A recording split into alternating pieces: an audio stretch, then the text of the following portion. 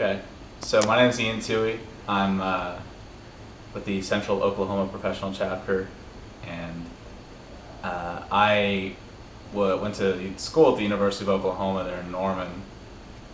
And in 2006, my then girlfriend, now wife, and I were sort of thinking about what we wanted to do after we graduated. And one of the ideas that we had was, we heard about the Peace Corps, and we thought that sounded like a pretty cool idea. So there was a recruiter coming to campus, and so we sat through the presentation, and it was just amazing. I mean, the stories that they had and the experiences that they had and how it affected the rest of their lives. And I'd always been interested in doing something like that, but I didn't really know what it was going to be. But after hearing the presentation of the recruiters at the Peace Corps, I knew that was where I fit in. That was going to be my thing, and my wife as well.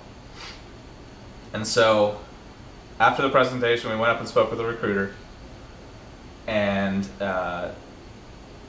we wanted to make ourselves really good candidates for whenever we applied for the Peace Corps. So we said, what do we have to do to make ourselves good candidates, really competitive candidates, so that we can get into the Peace Corps? And she said, well, the number one thing is of course the Peace Corps is a volunteer organization, so the best thing that you can have on your resume is a lot of volunteer experience.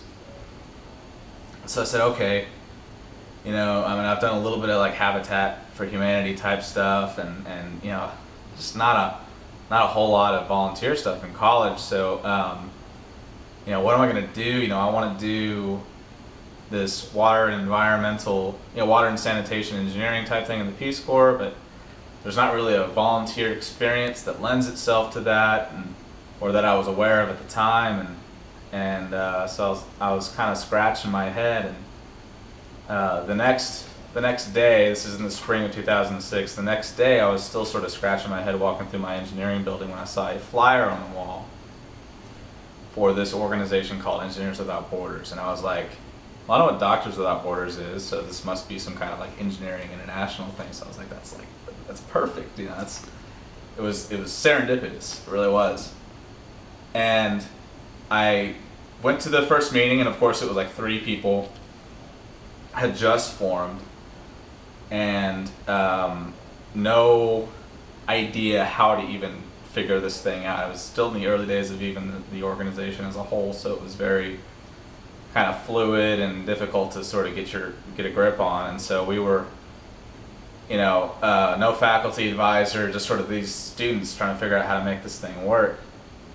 And I just, I was like, I need to cultivate this. I need to make this happen because I need this for my Peace Corps application. So I went back to my department, civil engineering department, and I recruited a whole bunch of my friends. We came to the meeting, a bunch of hardworking guys and girls, and we held elections, and I was voted in as the president, and we just buckled down, got a faculty advisor, got a funding source, and within 3 months we were in Honduras surveying for a bridge project, and it was just awesome. It was really cool. It was a small, easy project, but it was perfect because we got all these pictures for the brochures and all that kind of stuff. So we come back, continue to build the chapter, continue to grow, continue to, we adopt a new program in Guatemala. We go down and execute this water project down there and provide water for this school and health clinic in this town. And it was just, this amazing experience. An experience that a lot of people that in EWB share, and all of a sudden I realized that I'm still going to apply for the Peace Corps, but I'm like way beyond anything I needed to do for a Peace Corps application. I'm like so heavily invested in this organization now, and it's become a part of who I am. I'm getting involved in the regional level. I'm representing different chapters in my state, and I'm getting elected to positions. And And what it did is it changed my vision of what I would be doing in the Peace Corps. So now, instead of being involved in EWB to support a Peace Corps aspiration, I'm almost going into the Peace Corps to support an EWB aspiration. It's kind of like, I know that I'm going to have a job assigned to me, and I'm going to have a task to fulfill, and I will fulfill it. But man, I'm going to be filling out some 501s and getting some EWB chapters down there, because I know what can be accomplished, and I know how great these projects can be.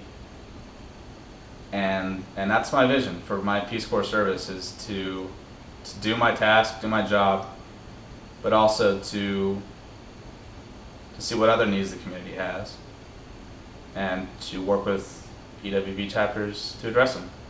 So thank you very much.